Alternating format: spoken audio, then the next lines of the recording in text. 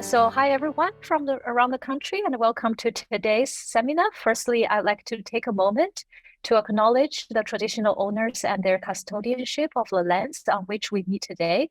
I pay our respects to their ancestors and their descendants who continue cultural and spiritual connections to country. We recognize their valuable contributions to Australian and global society. My name is Nancy Cole. I am the seminar co-coordinator together with Rani Lee from UQ. And today we welcome Professor Cain Polidano as he is a life course center associate investigator at the University of Melbourne. His research involves the use of admin data to understand the causal factors that shape the life trajectories of disadvantaged Australians, especially in the spheres of education, Indigenous, and retirement policy. Currently, he is working on ARC projects on the equity impacts of superannuation policy changes, the impacts of policies that gives Indigenous businesses preferential access to government contracts, and on the drivers of legacy of historical frontier violence in Australia. He is also working on life course center projects using MADIP data to understand the role that apprenticeship incentive payments play in generating education and employment opportunities for disadvantaged young people. Prior to completing a PhD in Econometrics at Monash University in 2010, Cain worked as a senior research economist with the Productivity Commission. Welcome, Cain. The floor is yours. I'd also like to acknowledge traditional owners on whose lands I live and work and am tuning in from. That's the Wurundjeri people of the Kulin Nation. And I pay my respects to the elders past, present and emerging. And thank them for at least 45,000 years of continual custodianship of the lands here in Melbourne. Before I jump in, I also would like to thank the Life Course Centre as well for the seeding funding that really was the catalyst for this project. But I'm a bit ashamed to say that it was seed funding that came from the old centre. So this has been a paper that's had ebbs and flows, unfortunately more ebbs than we would like. We just haven't quite had the long enough flow to be able to get the paper over the line. But hopefully from today, that will change. So I should say that it's still work in progress, so any comments are really very welcome. For starters, what is school accountability? What is school accountability information? And so when I say school accountability information, what we really mean is it's the government release of school-level standardised test score data. And the main motivation why governments make this school-level data available is really to hold schools accountable for achievement and to help parents make good choices. In Australia, we have, I think, a lot of choice in the schools, freedom of choice in the schools that we send our kids to, and the information really helps to support those choices. And finally, the other, motivation is that potentially the threat of losing students or scrutiny from parents can also help motivate improvements in performance. And this idea is kind of encapsulated in a quote from Kevin Rudd, who was Prime Minister at the time that my school was introduced. So when asked at the National Press Club, if parents find out that their school is not performing well, why don't they do the rational thing and vote with their feet and leave? That's the question the journalist posed. And Kevin Rudd said, yeah, we make no apology for that. The whole idea is to make sure that schools are held accountable for their performance.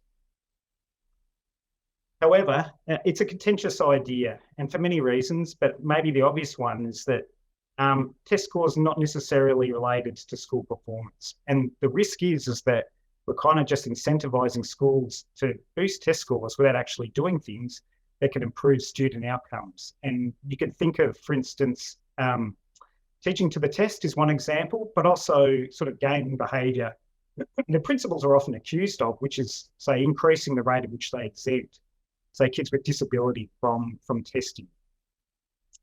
But today, what we're really going to focus on is another reason why school accountability information is contentious, and that is that there is a concern by some people that only high SES families will really take advantage of it. There is some evidence in the literature that I'll talk about which suggests that high SES families care more about test scores when they choose a school, but it's also possible that they've got more resources, like they're better able to take advantage of the information by, say, for instance, moving to a suburb where there is into a more expensive suburb where there is a high-performing public school, for instance. And the concern that people have in this is that if that's true, then what you're left with is potentially residualisation of low SES families in low-achieving schools, which can impact their learning because of peer effects, but also because if their learning environment becomes more unruly, then we might lose some of the better teachers as well. And also there's also the risk of increased segregation. And it's often held that school is the place where kids learn the social norms and sort of learn to sort of interact with people that are different to them and develop acceptance of people that are different and an understanding. And that's really important for social capital. When they go in the workplace, they have a better understanding of the difficulties that people face that are different to them. But also, that's not all of the story. So there are people who advocate the opposite, which is that lower CS families, in the absence of any school accountability information, have inferior information. They don't have the same networks. They don't have the same information as high SES families. And that's the reason why you see low SES families congregated in low-performing schools and high SES families congregated more in higher performing schools. And then just giving students information or families information about schools, then it helps low SES find the same good schools as high SES. And that has implications for less segregation. And it also means potentially the low SES families can access high quality education. So this is an important question, and it's not really answered very well up till now. I think, well, I'm not saying that our study really sort of ends the issue, but there is limited evidence about who actually responds to school accountability information. And I think it's fair to say that our study is the first one that is able to look at the first time introduction of school accountability information. And that's partly because Australia's been so slow in getting in on the action. So in the US and Europe, in the 70s and 80s, especially in the US, all states had introduced school accountability, national testing, not national testing, but state testing, and also the reporting of school accounting information. So Australia was late to the picture. There have been some other studies, mainly Filio, who's looked at this issue in Florida, but his reform was really just an introduction. It was really just a tweak of existing school accountability reporting frameworks. It's not really the introduction of school accountability data. And so there may have already been a whole raft of segregation that happened by region. That means that it may have been already difficult for low SES to take advantage of that information. And he found no response at all from low SES families to sort of simplification of school accountability information. So we estimate impacts in this study by looking separately at the impacts for high achieving, for low scoring public schools, high scoring public schools, private schools that are low scoring, and private schools that are high scoring. So the reason is because we expect that there will be differences in responses, enrolment responses, based on the information that's revealed about school performance. But our expectation is that it's private schools that will really cop it in the neck. They're really hiding to nothing, because our expectation is that a lot of parents choose to send their kids to the private schools in the expectation that they're buying a premium product. They're willing to spend more on fees just simply because they think they're getting a better quality education. So even schools that might be revealed as high-performing private schools, they're still likely to be impacted because parents could well just say, well, why do I bother paying all of this extra money to send my kids to a private school that's not performing any better than the local public school? We also expect that there will be an increase in enrolments in high-scoring public schools because of this whole idea that a lot of people who send their kids to, not all, but a lot of people who send their kids to private schools are doing so because they think that the local public school is inferior.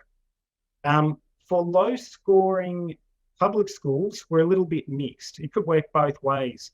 On one hand, you could argue that maybe a lot of parents who send their kids to low-scoring, to schools that are low-scoring, they probably already know. They already have a sense that the school may be low-performing on achievement. And so maybe this information doesn't actually provide the same shock. So it's kind of a little bit hard to sort of predict what would happen for this cohort. We construct longitudinal data, and this is school-level data, and also information about SES composition using Makara data. So it's all school-level. The impacts are measured as pre-post changes in school composition. They're associated with differences in the level of competition in 2010. So the problem with my school was introduced all at once, right? We don't have a clear control and treatment group, so that the approach that we're using here is to sort of leverage off the fact that in some schools where there is relatively low competition, my schools shouldn't have had any impact at all because there's very little competition. However, at the other end of the extreme, there's going to be schools where there is lots of competition, parents have a lot of choice, and that the release of my schools should make much more of an impact for these schools. So it's a difference in difference type setup with a continuous treatment variable, which is competition, the level of competition. I'll talk about how we generated that measure. But so the way that I think about the treatment is that it's a continuous measure. You can think of it as like a dose of accountability. It's not a 1 or 0 treatment control group setup. And of course, what's really important in this type of setup is being able to control for region-specific trends that may have coincided with the school. So a bit of background about school choice in Australia. I think it's fair to say by any sort of metric that we have a high degree of school choice, a high degree of flexibility of school choice. So the way that it works, that every school-age child is entitled to at least a place in their local public school. But it doesn't mean that they have to necessarily enrol in that school, and there's nothing stopping people from applying outside of the zone. The only thing is that you're not guaranteed a place if you apply outside the zone. It really depends on whether the school is at its capacity threshold. The schools have to provide a place for all kids inside the zone. They're not obligated to give places to students from outside the zone. So they fill their quota first, or not their quota because there isn't a quota, but they fill their capacity first. And if there are any places over, then they can offer them to kids outside of the zone. And usually schools choose students on curriculum basis. It's not based on their level of achievement in their primary school. But it's also important to say that there is no regulatory cap, and schools typically have a lot of autonomy in deciding whether to cap places or not. And it really, I think, boils down to their capacity, their physical capacity, the number of teachers that they have, and also their ability to be able to recruit, and also, just the number of classrooms that are available.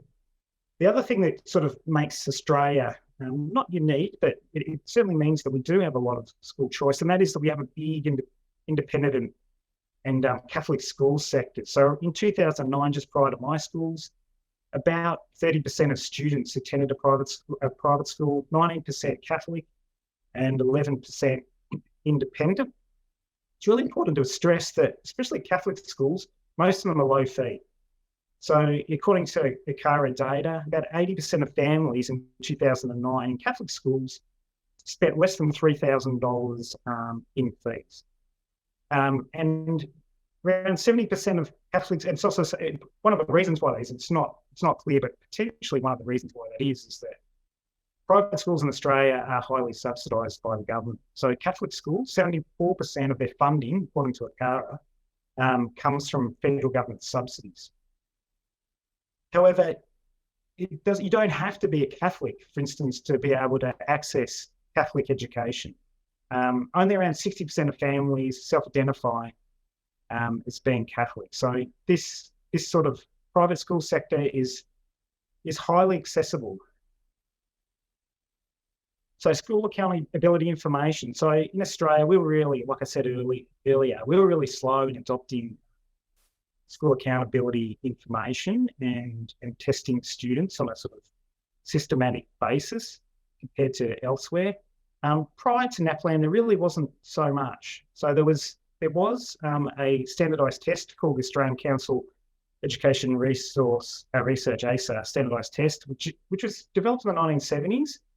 My understanding is that schools mainly use this to help screen kids.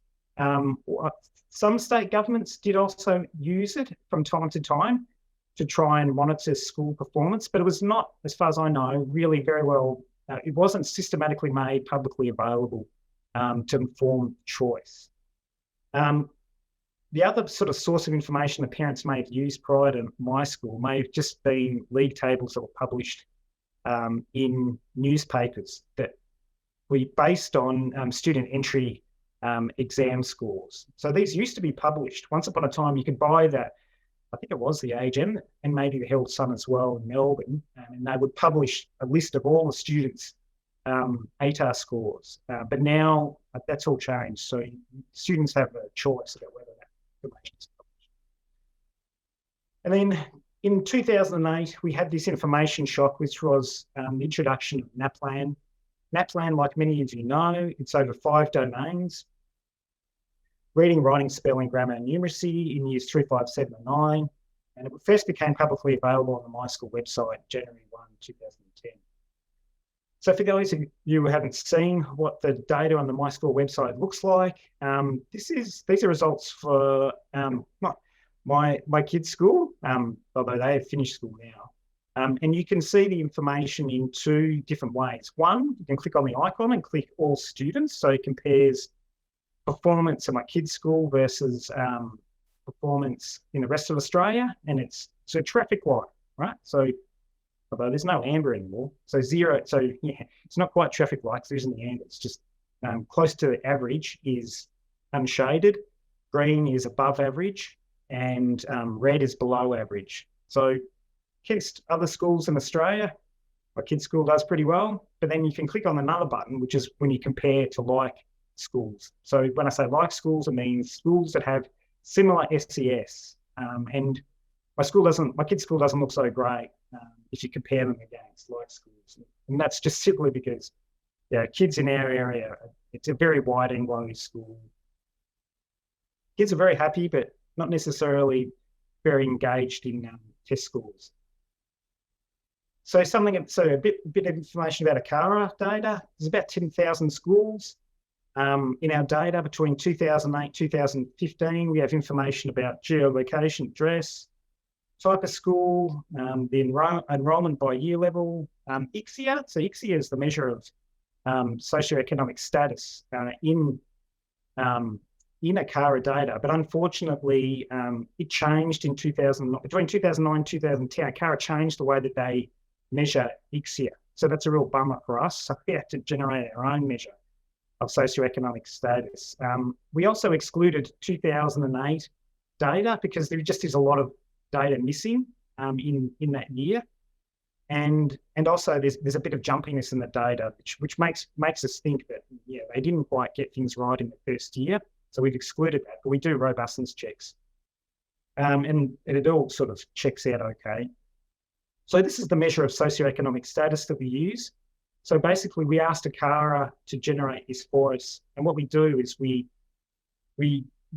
basically get them to sum for our results. The answers are binary. We get them to sum 4 binary variables, which are whether or not the mother completed school, whether the student's father completed school, whether the student's mother attained a university qualification, whether the student's father attained a university qualification, to produce an index between 0 and 4, where 0 means that neither parent completed school, 4 means both parents have a university qualification.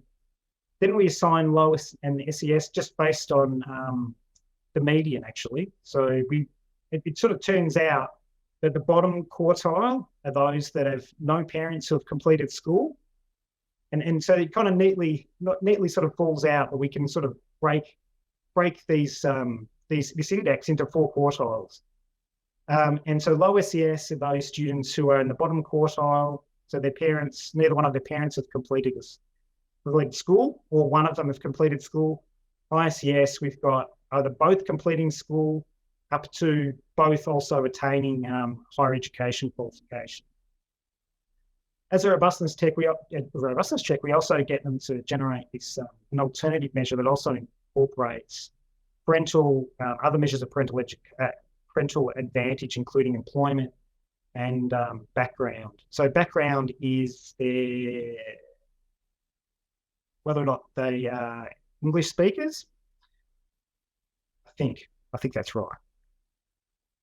I didn't say unemployment as well. So we do incorporate whether or not the parents are employed as another measure of socioeconomic advantage. We also have 2 measures of segregation. So we are kind of interested to see how these changes impacted school segregation. We have a dissimilarity index, which is basically how different the distribution across schools by SES is even, so how different from even it is. Then we also take into account an isolation index, which is a bit different in that it takes into account also the distribution of SES within the local area. So these 2 things that measure pretty much the same sort of underlying idea, but in different ways.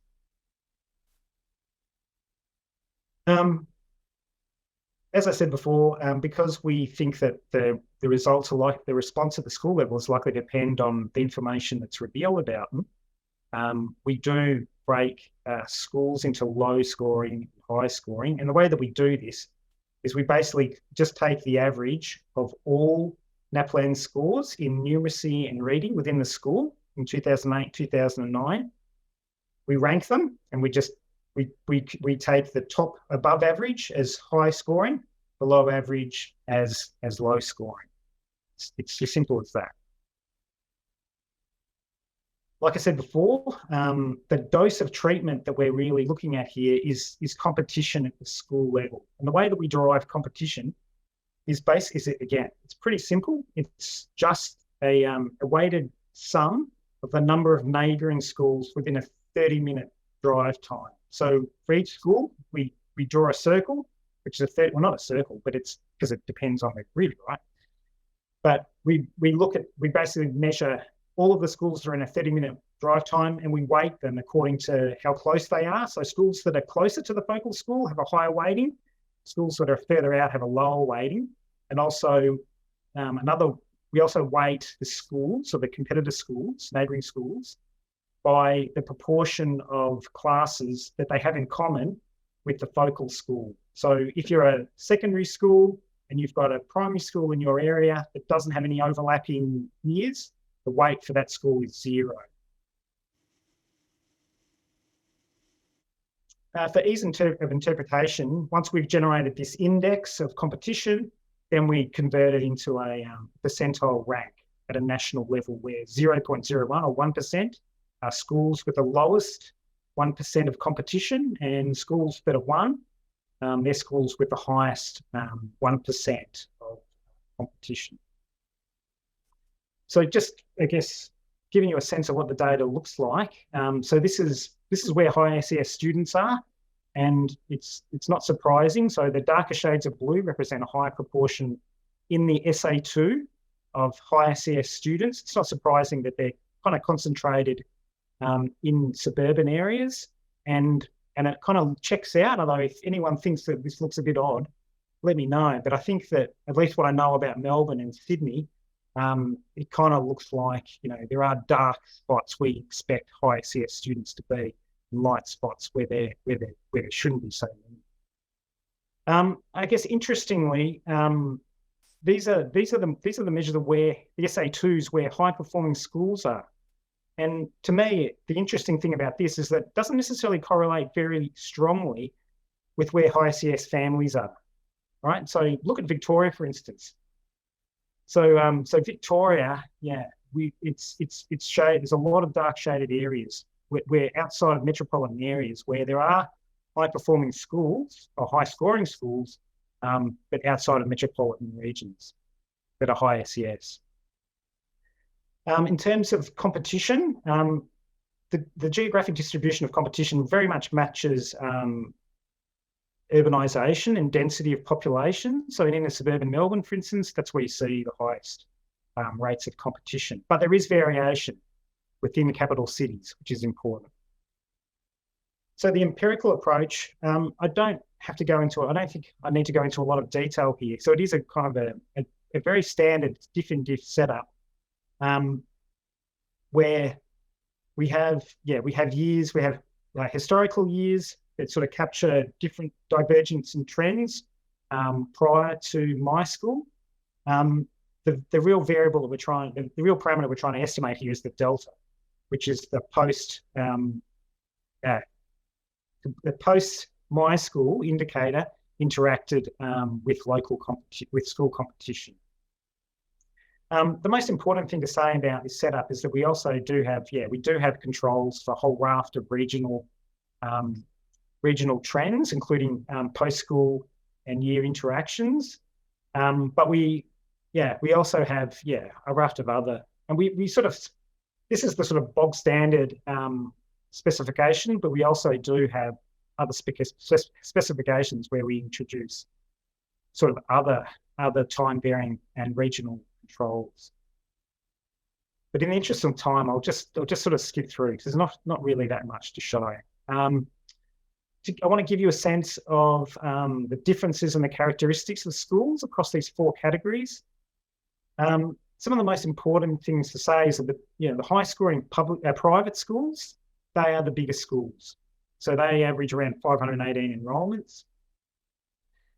They're also high SES, so they have a higher proportion than any other school of high SES students. Around 60% of their students are classified as high SES.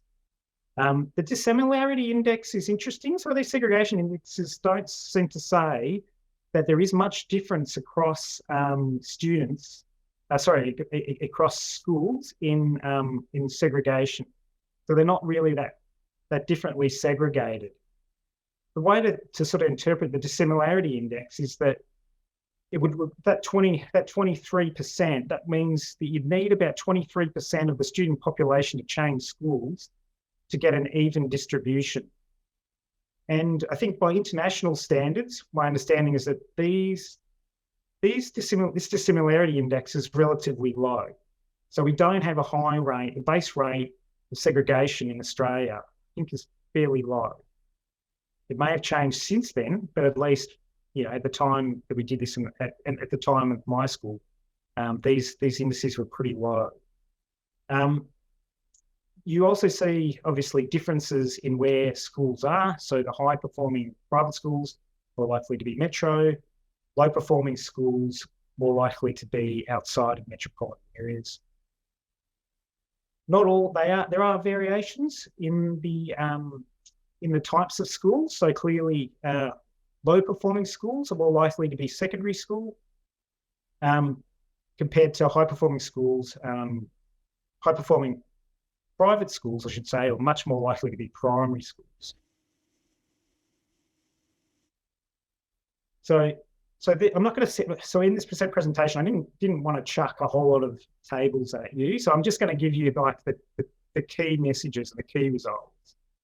So just to sort of reiterate what these results mean is that what we're measuring here is differential change in enrolments pre-post my school according to the level of competition. And in this graph, we're comparing the trajectories of enrolments for schools in the top 1% versus schools in the bottom 1%. I mean, it's kind of a bit hard to get your head around because those types of schools are going to be very different.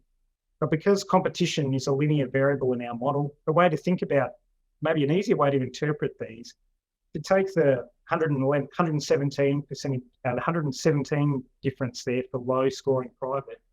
What that means is if you've got schools that are within that are 10 percentage points difference, have a 10 percentage point difference in their competition level, enrolments have increased by an extra 12 in schools that have high versus lower levels of competition. And that's about a 3.5% change relative to 2010. So it's not, these changes are not minuscule. They're not big either. So just to give you these things, I think these results kind of make sense in that the biggest reduction is in low scoring private schools. So these are the parents who really had a shock. They've really had a shock because they assumed that private schools were going to buy them a premium in terms of test scores. It's not, and they're leaving, or they're not necessarily leaving, but maybe they just didn't enrol like they otherwise would have. For high scoring private, that's on the right, you do see reduction as well, not to the same extent and not statistically significant at 90%. And that's possibly because while some of them may have been fleeing to public schools, it's also possible that some of the kids from low scoring private schools have also shifted to high scoring private schools. It's a bit hard to say because we don't have individual record data. But yeah, the only place where we do see, and this is as expected, where we do see real increases in enrolments are in high scoring public schools. And just finally, we don't see any change in enrolments at all in low scoring public schools. And it might be that, like I said before, that parents in these schools or parents in these areas know that the school is low scoring, and it just doesn't bother them. I should say that this zero result is true for both high SES families and low SES families in these schools. So it's not a low SES story. It's just that it seems that people in these schools just don't seem to care as much. But it is also true to say that they have fewer outside options that are good. So only 17% of competitor schools for low scoring public are high scoring public. So most of the competitor schools for this group are low scoring private.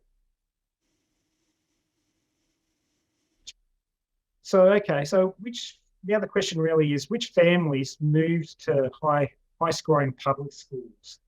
And these are the results by SES quartile. And what you can see is the action is all at the ends. But I should tell you what NA is. So NA, we don't report these because for the second bottom quartile, because they don't have parallel trends pre-treatment. So we don't know whether these trends may have persisted post my school, but if they did, that could confound the results. So we don't report them here.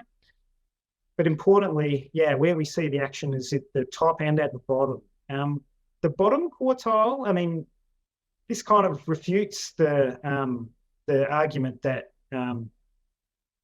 low SES families don't care and maybe that they don't have the resources to actually move.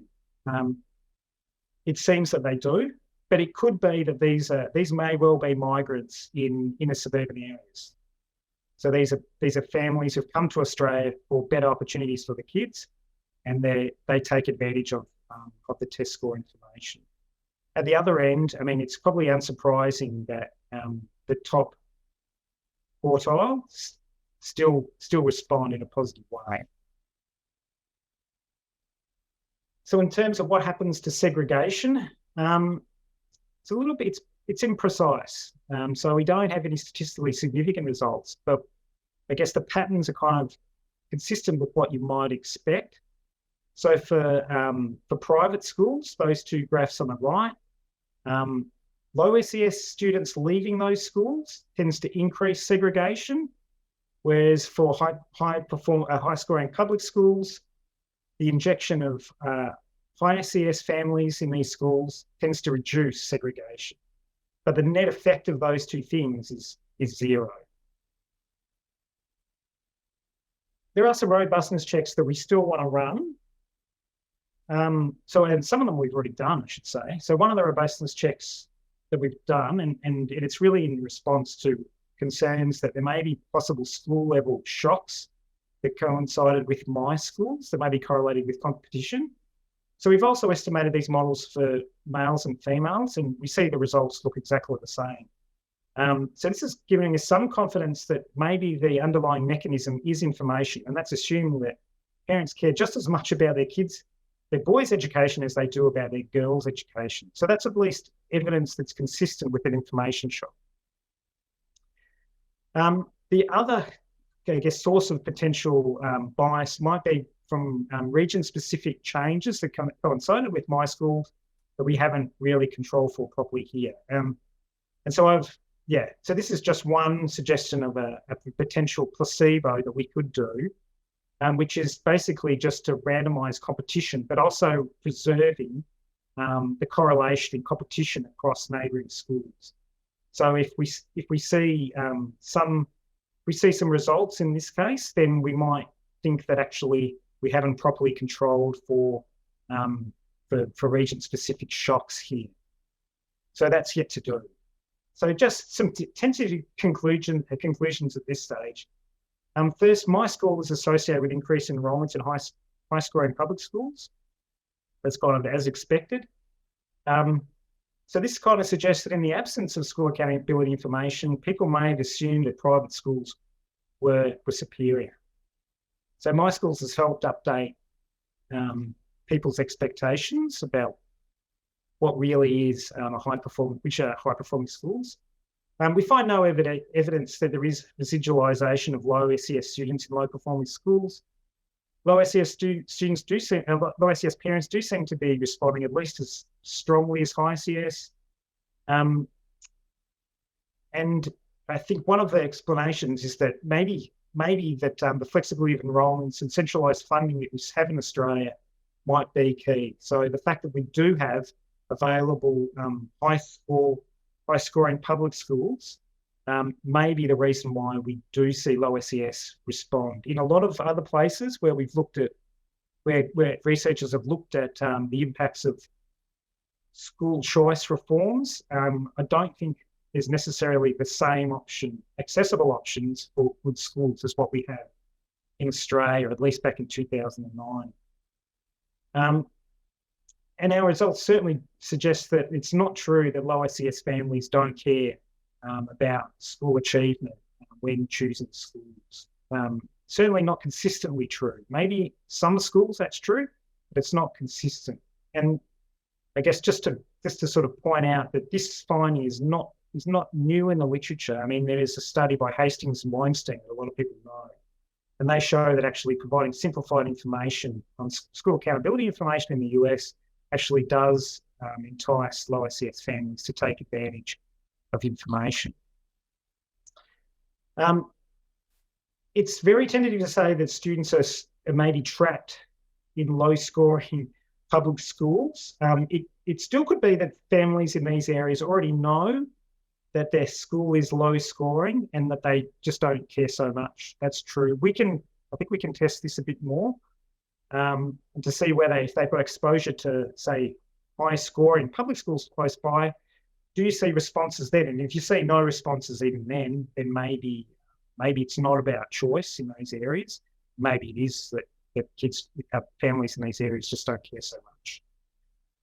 And finally, I think it's true to say that my school, if nothing else, is meeting its objective of informing choice. Whether it's actually leading to improvements in school performance is a question for another day.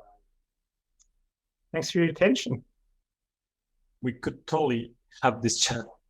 I just jumped into your office later, but no, so I mean, my first comment was idiotic and you should ignore it, right? So the first thing that I asked was, why would low SES kids not, was wondering why low SES kids would not react, because there's some literature that shows that low SES students and high SES students react to different school characteristics, and that mostly low SES students do not care that much about test scores. But that was a ridiculous comment because you're actually showing exactly the opposite in your case, which is very interesting. I found that to be really, really cool. And like, to me, it tells me something about an angle in which you can start pursuing ideas. Why is it that Australian low SES parents, let's talk about parents in this case, right, actually do seem to react to test score information? So that sounds really interesting. Also, there's something interesting that's going on here in Australia that does not necessarily go on in other places, which is that my school reports to parents. It effectively reports school peer characteristics rather than school quality, in the sense that it does not report value added or anything like that in terms of test scores. Now, the truth is that the literature focuses a lot on, the literature seems to say that parents care about peer groups rather than school quality or school value added. So in a sense, you kind of have the measure that parents would react to.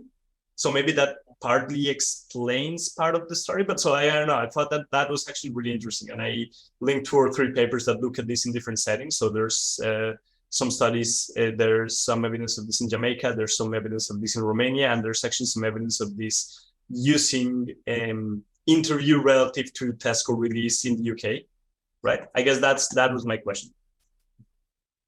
Yeah. No, I mean, I just go back and say, yeah, no, I agree that potentially there is something to be learned about the Australian context, as I think there always is. Too much of the literature is focused on the US, where there is, and Europe too, where there is relatively little school choice. I think this is a setting where there is much more school choice, much more accessible school choice for lower CS families. And I think that's the point. So absolutely agree with you. Peers, response to peers, that's interesting. I mean, absolutely, yeah, potentially parents could, and from what you say, it seems like there is evidence to suggest that parents do. Whether high SES and low SES respond differently to peers, I'm not sure. But yeah, I mean, that information is on the My School website. I don't know whether we can utilize that in this study. But yeah, that would be super interesting, I think, if we could sort of, because I think that's one of the challenges that we've had, is really trying to unpack why we get the results that we do. So yeah, Julie and I have had many conversations, and we'll continue to have conversations about how we can actually unpack some of the results to help inform an international audience about why we see the results we do. I have 3 main questions. So the first one was about, so I really like the way you break your data into low competition versus high competition, because I think you're right that like the notion of how much choice people actually have is super crucial here. And I just wanted to understand, so what's different between an area with low competition versus high competition? So for example, in the French context, there's a lot of discussions at the moment around increasing diversity in school. And what's coming up is that there are areas where there are lots of Catholic schools for historical reasons, like they were catering to the mining populations. And today these populations have moved, but the schools have stayed. And so there are areas where lots of these schools exist and others where they just don't exist. And so that's kind of what I wanted to ask you about on the low competition versus high competition areas. The second question was about, so you mentioned at the very end, that you want to understand the dynamics of this competition over time. So I was just wondering if you guys can check, I think that would be easy in your data, but whether the school openings and closings changing over time. So basically, whether a school classified as low competition in 2008 is also low competition 5 years later. Yeah. And then lastly, I was really curious about how your effects vary across different levels of education, because most of the literature has looked at high school, where probably you do care more about test scores because your kids are going to go to university afterwards. But maybe it's not the same for, say, primary school. And the competition as well is going to be different because we tend to have way fewer schools for higher levels of education. There's more concentration than for lower levels of education. So I was just wondering about that. Yeah, no, all good questions. So I think, the question about high versus low SES competition. So the competition measure that we use it is school specific. So so it's not quite, can't remember the name of it's a very it's pretty agnostic, and I think that we can potentially try and think of other ways that we can measure it. So there are robustness checks we can possibly do, but yeah, it is a continuous measure. But I think it's one of those things that we can cut it in a number of different ways, and I'm not sure whether it'll end up getting us any different results. But certainly, it's a way to. We should check that. We definitely need to check that. I mean, we have done some, but we need to do more. I guess one thing you could do is like think about. Is it that the low competition area are systematically areas with high concentrations of low SES? Because that's what your interpretation is saying. Yeah. Or is there more variation? Yeah, no, I think that there certainly is a relationship, at least looking at the data and even those maps that I showed. I mean, there is certainly some correlation between SES and competition, but it's not as strong as what you might think. But yeah, absolutely. Understanding competition, opening, closing, yeah. So we've got longitudinal data. I guess we can maybe try and utilize that. Although my understanding, there hasn't been that many schools that have opened and closed over that time period. So it would only be there wouldn't be a lot of variation, I think. Cain, Cain? Go ahead. Can I jump in? Hi. Oh, Julie. Hey, Julie. No, because so we've actually looked at that, but Cain forgot because like he said, this paper has been going on for quite some time. So we did actually look at openings and closures of schools. But there are actually not many openings and closures of schools. So it's very erratic. And so we've decided to keep that out because we can't really do much from it. I think you just want to mention it in your presentation and the paper. Yeah, fair enough. Yeah, probably. Yeah. The other thing in relation to your question about defining competition and how competition changes over time. So we don't look at competition as an outcome, which is kind of what you suggest. We've built competition based on my school competition. And this is because we use that to build basically the continuous treatment. And of course, we don't want this to be affected by the treatment itself. So it's fixed in time, which doesn't mean we couldn't look at, how competition varies or things like this. But again, because there's not many openings and closures, you would expect that that makes perfect sense. Stable. Yeah. Thank you. That's it. I just wanted to make sure there's no misunderstanding. I'm not saying your treatment should change over time. I just wanted more background on what it means to be low competition versus high competition. That's it. Yeah. And the state school versus primary school, nice suggestion. We've got, because it's all the analysis at the school level, we're sort of cutting it a little bit fine to be able to do that, but it's a good suggestion, and I think that we can do it. Sorry, I'm conscious of time. I'll throw it up to Nancy. Yeah, so we have quite a few questions. Next one, Janine, would you like to ask? Sure, I'll just ask it and you can either respond now or later, Cain, in order to get all the questions in. I was just thinking about competition and thinking that it possibly could be measured differently if you're in a rural or regional area where there are fewer schools. So the competition, if you grew up in the country like I did, is not a school nearby, but to go to boarding school in a major city. And so you either went to the local school or the competition, if your parents could afford it, was a boarding school. And so I just wondered if you wanted to think about whether it's possible to tweak your competition variable a bit differently for, regional or certainly rural areas. No, thanks, Janine. And I think that we were sort of cognizant of that, which is why we chose, instead of using like a distance, we used travel time. So obviously, in terms of distance, 30 minutes in a rural area is a much greater distance. So it's true that we potentially could extend that window to maybe an hour. And I know families do travel up to an hour. The whole commute to the city is a hard one, and I don't know how to deal with that. I think that one's just going to be too hard, but I understand what you're saying. But yeah, maybe we can tweak that 30-minute travel time. Yeah, thank you. Fran, would you like to speak next? Yeah, thank you. Very interesting presentation. I just have two queries. One is related to my school, which I think I'm thinking based on the findings that you presented. Is there any evidence that we can provide in order to maybe discuss what we are, because it's all is based on the school performance, but what the idea is what parents look when they are looking at school, and maybe it's not just performance as test score.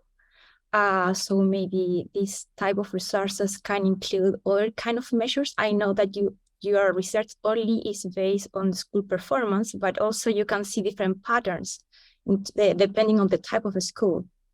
So is this an evidence for saying, for instance, that depending on the profile of the parents, the kind of information that they value is different, and maybe my school has to include different type of information, not just based on NAPLAN?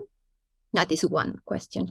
And the second one is related to tuition fees, because I understand that you also have there these Catholic schools and they charge tuition fees. Yeah. So in Chile, we also have a lot of school choice with private voucher schools, which can charge tuition fee, and now they had to remove the tuition fee. And we realized that the parental school choice was also based on tuition fee because they use it as a mechanism of being selected. So the kind of a school selection practice and how parents choose a school are also based on this component. So I'm just wondering if there are any other element that we can find there if we look at different type of schools based on tuition fees. Yep.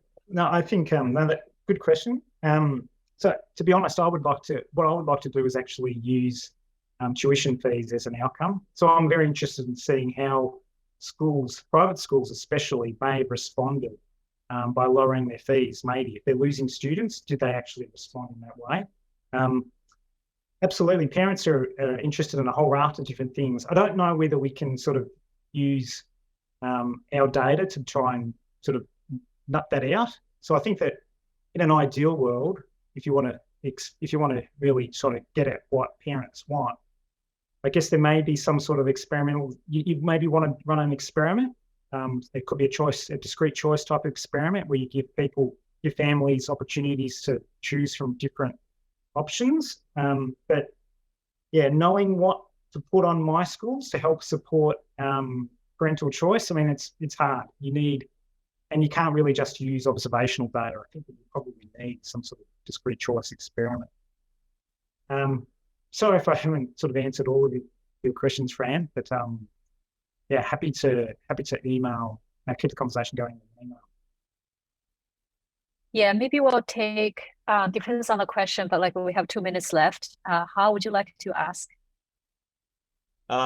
Yes, I think that's a comment. I think maybe I can mention briefly about the role of migration, internal migration.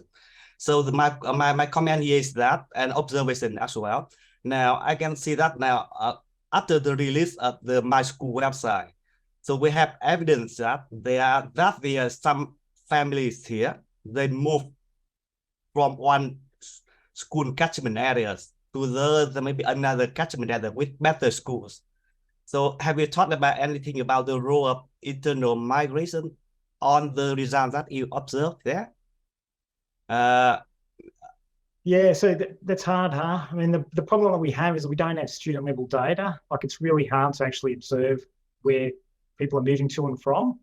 But we do try and adjust for changes in migration by region. So we do have a region-specific time trend to try and capture some of the changes in migration that happen, not due to my school, but it may well be confounded with my school.